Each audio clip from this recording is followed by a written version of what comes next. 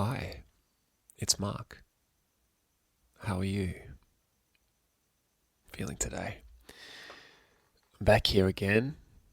This is episode number 33, Setting Boundaries. And this is for you if you don't want to be scrolling on your phone aimlessly. It's for you if you want to increase confidence in yourself, if you want to experience your true self, if you want to connect with others in a meaningful way, engage in more rewarding and satisfying activities, experience inner peace through life's challenges. And particularly if you maybe identify someone as a people pleaser, tend to put other people's needs and necessities ahead of your own, this will definitely resonate with you. This is called setting boundaries. And I used to hold the belief when I was an awakening coach that setting boundaries was not necessary, because why would you need that? And I can understand that from a perspective of a fully enlightened being. You wouldn't need to do that. But to be honest with you, where I'm at right now, 36, beautiful wife, 3 kids under the age of 6, working part-time as an electrician as I launch my business, as my wife launches her business. And she's from Germany. We have like 0 family support, not much anyways, over in Perth, West Australia, the most isolated capital city in the world. And there's a lot of happenings happening right now. So boundaries are very important for me to be clear with where I want to be and what's important for me, my purpose, my mission, and to focus on the 20%. I love to come back to the 80-20 principle because it makes things a lot clearer when you have a framework in mind of where you want to be. It's like having a ship out in the middle of the ocean and no destination. It's just drifting, right? And that's our minds. We can drift. And what I've noticed for me is I can easily drift with the next shiny object that comes into my awareness. Grab onto that, right? And like, what's this next thing?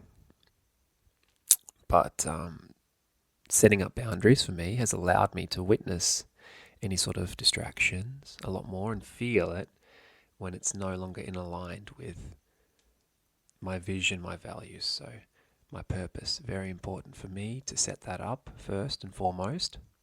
And so I actually know where I want to be, what's the most important thing to do right now, what's the most important way to be me. And so setting up boundaries is really vital for that for me. Because you can lose focus and clarity by exposing yourself to social media, especially first thing in the morning. That's what I've noticed. So what I do is when I get up in the morning, I meditate. I sit with myself. I come in here to the office and I put on this beautiful heart-opening meditation I've been doing lately from this Lord Arundhati. And what I've noticed by doing this, all this healing, it's always coming back to the truth of it's always you. We're not working out on trying to get the greatest relationship, trying to receive all this money, financial freedom. We're always coming back to what's happening inside of us, right? And we are whole. We are limitless creative beings. Just what might have happened to us in childhood has programmed us to believe otherwise. It might have served us back then for whatever reason. However, now, when we choose to be in our greatness, it's not going to serve us. So, by opening your heart, you're actually witnessing any limitations, letting them go, and coming back from a place of truth within your own being, because everyone has their own truth within them. And that's how I start my morning, right? So my phone is on airplane mode. It's on do not disturb all day as well. And I come in here into the office and I sit. I get the sage. I get some Spanish sage on the diffuser, essential oils. get the sage around, come into my senses. I sit down and put on this beautiful meditation, and I be. And then I move from there. Sometimes I might come down here into the desk and do a bit of computer work, organise things, and then I'm off. Could be off to the gym, my electrical job, 3 days a week. Or I could be outside there and the girls are up, right? So for me, I do get up quite early because that gives me the space as well. So I get up at 3 o'clock in the morning.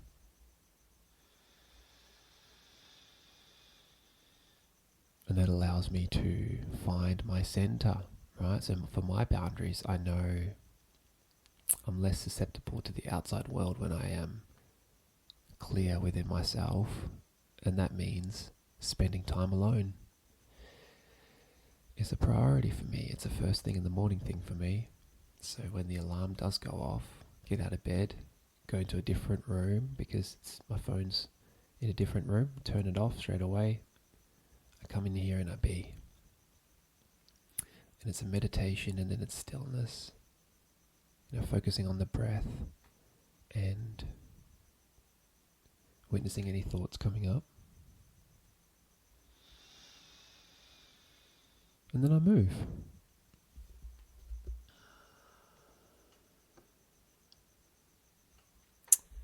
So, by not setting boundaries, you're exposing yourself to your immediate environment. Why I don't like to look at my phone first thing in the morning is because you can become programmed with what you're witnessing, even subconsciously. It's happening, underneath your conscious awareness. When you're just scrolling, for me, what I notice is comparison, and it could even be friends doing things, which is awesome. But I notice these little feelings of, oh, I'm not there yet. Oh, I should be doing that. Oh, why am I doing this? And a lot of self-judgment, right? And then I get off the Instagram. That's the biggest one for me. And then I start my day, and I'm in this energy of not enough, which is, it's not serving me. And it's not true, but it's a belief that I've held through conditioning, and I can lose myself in that. And so that's why it's important for me to create these boundaries. So I'm no longer distracted by the outside world. And so I can tune into what's happening inside of me, because all the guidance that we're looking for in life, we have all of that within ourselves. It's just finding yourself through limiting the distractions. So if you find that your attention gets taken away through social media, might be a good idea to set up some boundaries. Something I've talked to with Medi Gamble about is not opening Instagram until 12, until midday. This past week I've sort of fallen into a habit of not doing that, and I can feel it,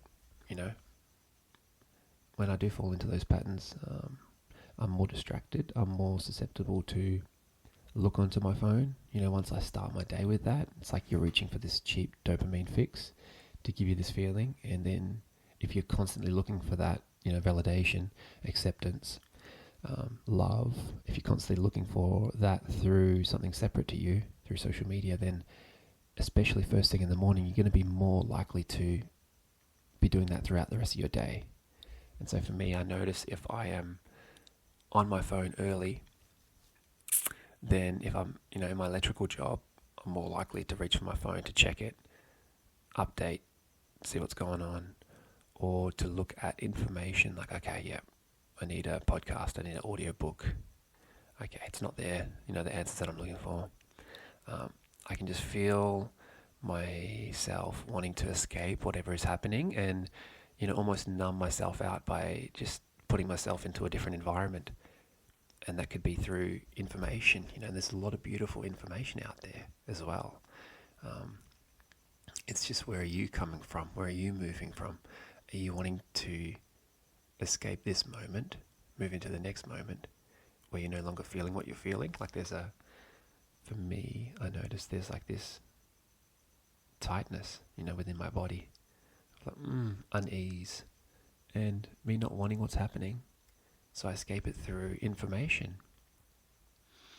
So setting up boundaries, first thing in the morning, not being susceptible to outside influence, and really honing in on what's important for you. Moving clearly through that definitely makes a difference. And for me, I know, like from even my past experience, I'd never want to spend time by myself. Like I remember when I used to finish work, I would drive home and I'd literally call up somebody and have a conversation, because I was always afraid to be by myself. That wasn't until a few years ago where I started to go deep into my inner journey, my awakening, my spiritual path. Life started to unfold, and I got to witness a lot of these thoughts. And this is all conditioning. It always comes back to what's happened to you in the first 7 years of your life, through your childhood. Whatever's taken place has conditioned you into these false beliefs of, I'm not enough, I'm not good enough, I'm not worthy, whatever it is for you. Could be some beautiful programming. You never know. You might have had an incredible environment, right? We're subject to our environment. However, we can control that too. And the way that I do that is through setting boundaries. You can choose this life. Like, there is magic here, and we can choose it. And there's a beautiful book by Bronnie Ware called The Top 5 Regrets of the Dying. And the number one is regret is that I lived a life that wasn't true to myself. I lived somebody else's life. And something that I meditate on quite frequently is my death. Is thinking about my death, and maybe when I'm 80 or 100, whatever it is, on my deathbed, and just looking back at my life, and just seeing, did I live a life that was true to me? Did I live a life that I was proud of? Or was I constantly choosing these moments that were somebody else's direction? Whether it be my family, whether it be my friends, whether it be society, expectations, whether it be the next shiny object that flew into my awareness. I feel in this life it's important to set boundaries based on your priorities, what's important to you, and then move from that place. And know that this dance is always going to change. The outer purpose, the inner purpose and the outer purpose. I love that from Eckhart. The inner purpose is to wake up to life, and the outer purpose constantly changes, like nature does. So right now, my outer purpose is to move from a heart-centered space and guide others through coaching. So I'm doing that through one-on-one coaching, and something else is coming very soon that I'm very excited about. Be announcing that in the coming weeks. But for now, it's one-on-one coaching through my journey inside, 6-month program, and guiding others from a heart-centered place. So how can you show up authentically, fully, and guide others? For me, that means drinking your own medicine and setting boundaries. So not setting boundaries, it could also lead you to escaping certain emotions like anxiety. And this is what I was saying. Escaping certain emotions, whatever you're feeling, by reaching for the phone, by looking for that dopamine fix, because you're escaping what you're feeling. And something that I move through, and I come back to now and then as well, is like feeling like I need to eat sugar, have chocolate or ice cream or whatever it is. And sometimes it is me like dulling the senses, numbing myself, and not wanting to feel what I'm feeling, and escaping through sugar. So now it's witnessing a lot of this through a self-inquiry lens of compassion, right? So having compassion for myself first and foremost, because a lot of these reactions that are happening, almost all of them are all on autopilot. They're automated, and it's through the subconscious. 95% of what's happening throughout our day today is programs that are playing out, right? So there's no There's no benefit in being angry with yourself and saying, fuck, why am I doing this again? Oh, for fuck's sake, can I ever learn? It's not going to do any good. Unless you have the belief that it will, of course. But for me, it's compassionate self-inquiry of like, why did this happen? Or, oh, okay, I see that I'm reaching for the sugar again. Am I trying to escape what I'm feeling? Or do I generally just want to have some sugar right now? Because it's all valid, it's all welcome, and if you want to have a bit of chocolate, that's okay. It's just, where are you coming from? Are you trying to escape what you're feeling, or are you just generally in the moment? Oh, that'd be nice. So having that awareness, setting boundaries, it's important for me right now. It's important for me right now where I'm at. That's why I do it. That's why I would recommend it for sure, because there's such a benefit in the energy that I show up in, the person that I'm being through setting boundaries, because my goodness, there are so many different inputs coming in to all of us each and every day through text messages, through, WhatsApp, Facebook Messenger, Instagram, so many different emails, right? And if you're finding yourself refreshing your emails constantly, when every time you open the emails, just notice your breath. And that's something to come back to as well. It's like when you're on your phone, just notice your breath. Because if there's a shortness of breath, if there's a hunching of your body, your body is keeping the score. It's letting you know how you're feeling. And if you're breathing short, it's going to change your state of being as well. So throughout my day, the setting the boundaries if I'm on my phone, and just bringing my conscious awareness to my breath whenever I can. So some deep breaths.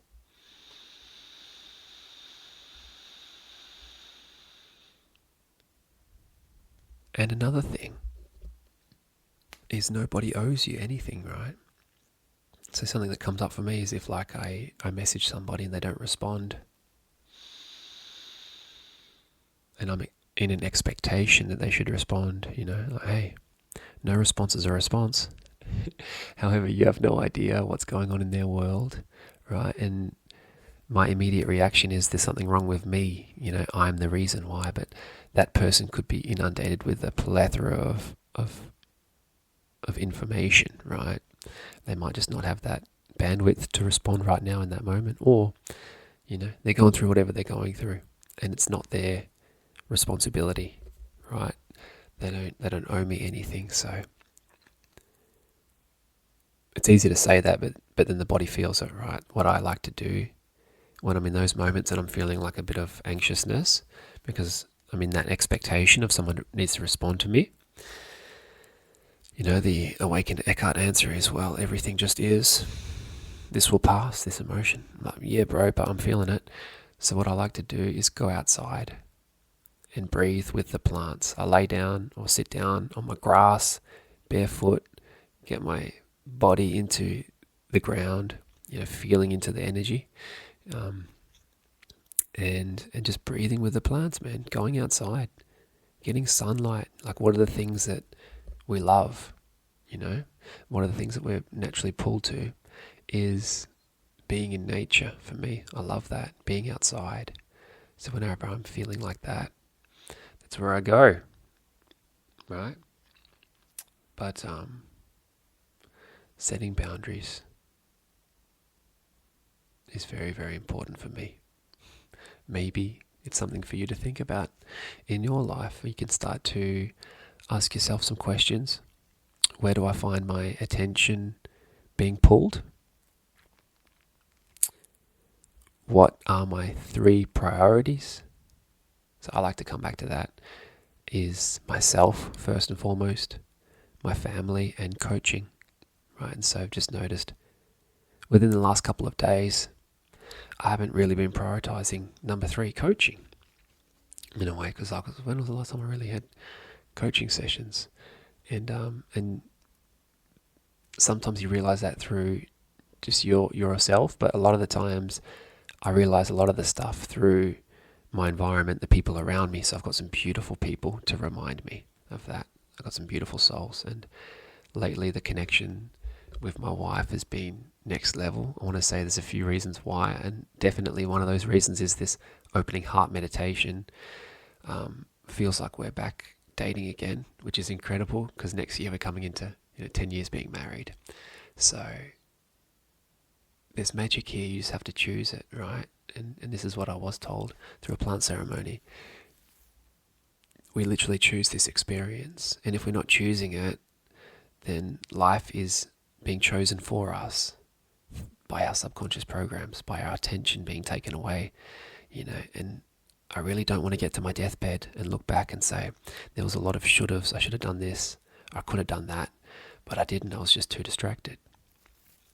I didn't have that true belief that I was capable enough, that trust in my inner self. I didn't follow that, I didn't have the confidence.